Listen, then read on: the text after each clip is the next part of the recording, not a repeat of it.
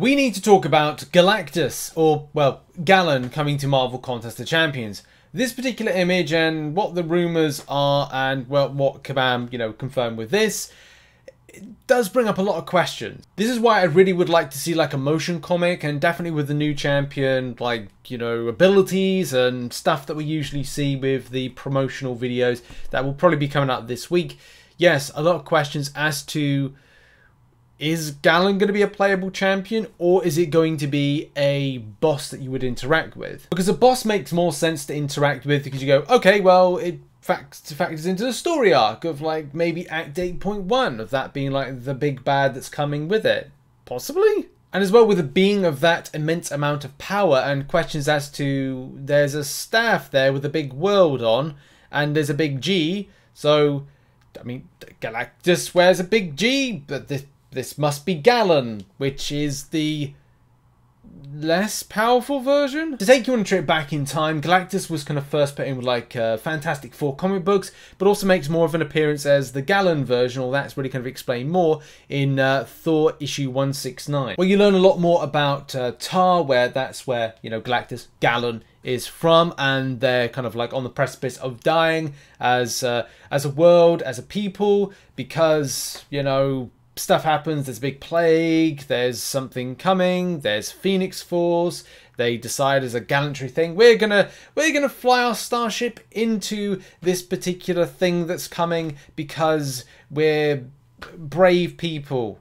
Could fly away from it, but it is what it is. And yes, I am basically bastardizing the kind of the proper history of it, but we need to save for time. So you kind of learn a bit more about Galan, his kind of like scientific exploration, as it were. And yes, you learn about, him dealing with it, the fact that his kind of like purple suit is very much kind of there. He's kind of there with his space kind of outfit.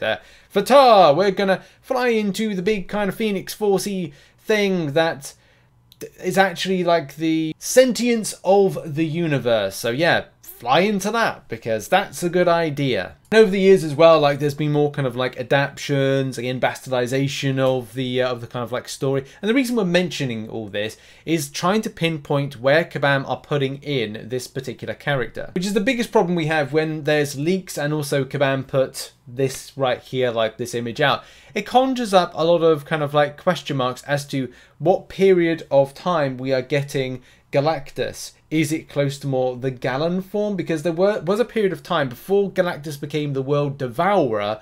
He was more of a kind of like, well, you just survive this because the Phoenix Force, or the sentience of the multiverse or universe or whatever it is, kind of like infused him with like essence, and he kind of then went on a journey in a spaceship to kind of like understand like his powers, create his suit before becoming the World Devourer, and kind of like other things as well. There's a lot more to this that meets the eye, but it is possible to have, and that's the big thing that we've got to come to, if this is to be a playable character, how powerful are we going to see it? Now, I'm all up for the idea of a Galactus-based character coming into this game to a degree.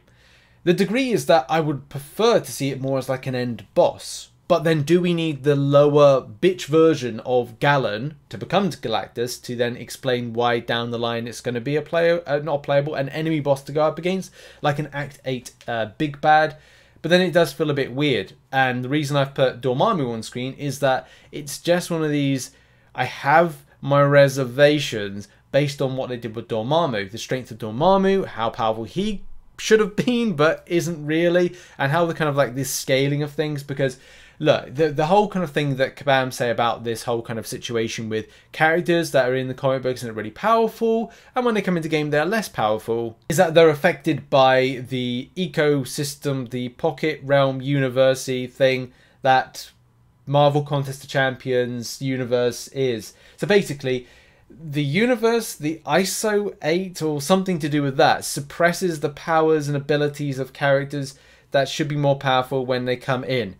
It's a thing, people. If you didn't know that about Marvel Contest in 7 years of playing, or the length of time, there's your little bit of a surprise. So the most powerful characters in the universe are only meant to be as powerful as being suppressed by whatever is within the pocket universe or pocket realm that this exists in. So when it comes to like this character and where we find Galan, or just about to become Galactus, or yeah, on the precipice of becoming Galactus, there's still questions. One of the big questions is like, what's the deal with the staff? Which I was like, that sort of looks familiar but sort of isn't. Now you do have to bear in mind that this is a different version of Galactus. This may not even be like some of the other variants. Because there's like a Life-Bringer version of Galactus.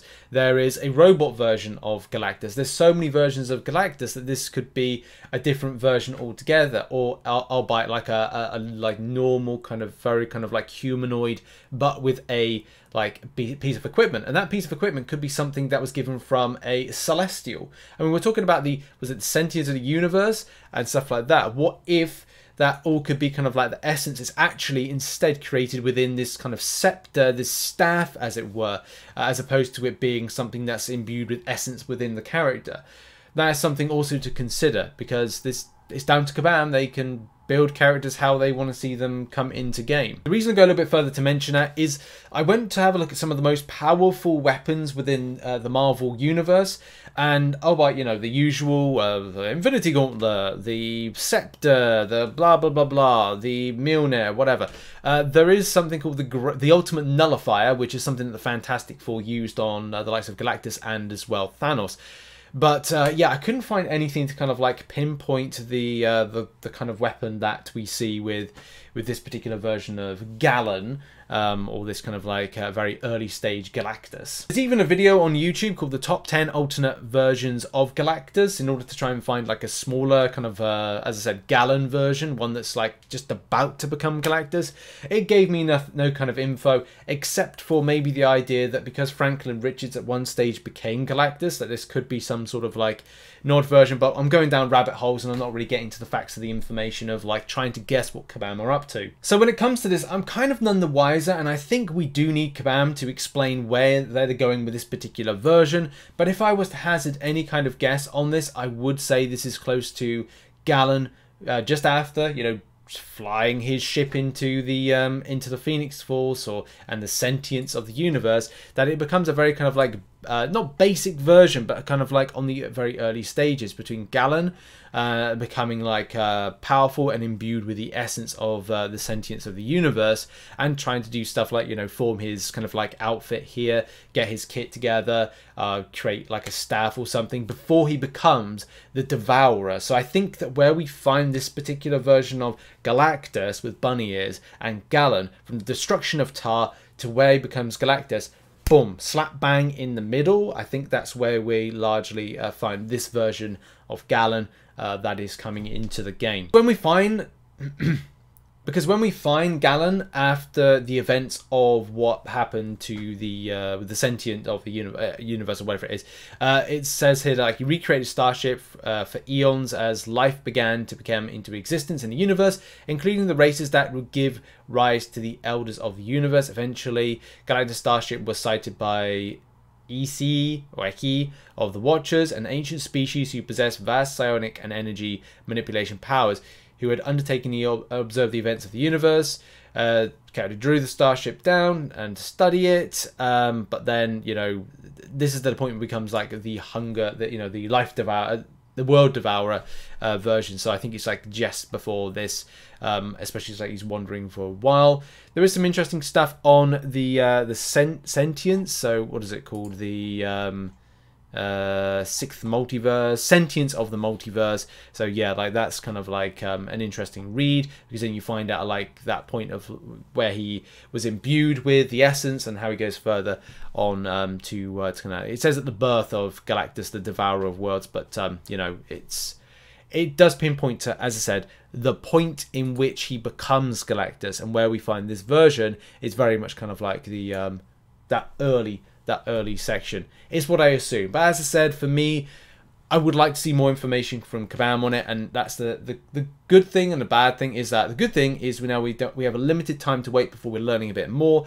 I just kind of think over the last 2 weeks, when we've had all the leaks and stuff from all the yeah, the kind of data mine info, it means that players are still asking questions as to how are they sorting out his power? How is he able to like come down to a certain size to be in the game? Is this a better served boss for Act 8.1 and maybe the feature of Act 8 showing a transitional point as to where you fight one version of Galactus, he gets more powerful towards the end of Act 8, which I think personally is a great idea for a story, that you face off against Galactus a few times, but or Galan a few times as he's getting more powerful, and maybe you're kind of like, you have to stop him before he gets more powerful, and that's the scheme of things. I don't know. You know, it's up to Kabam how they want to do it. But as I said, there's more questions that are to rise from this, and we need answers as to like, well, are you going to do this in the same way you've done Dormammu? Is it a case that the justification is, oh, it's because of the ecosystem of the realm of the game's world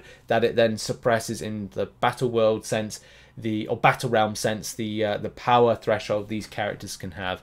Lots of questions, a lot of intrigue.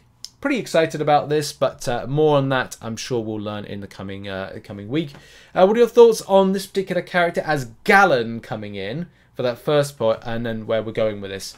It's interesting to know what people think about this. I'm definitely kind of a little bit confused, but at the same time interested as to where they're going to take a character like Galan and how he was on Tar to then how he is and where we find Galan as a powerful character within the universe.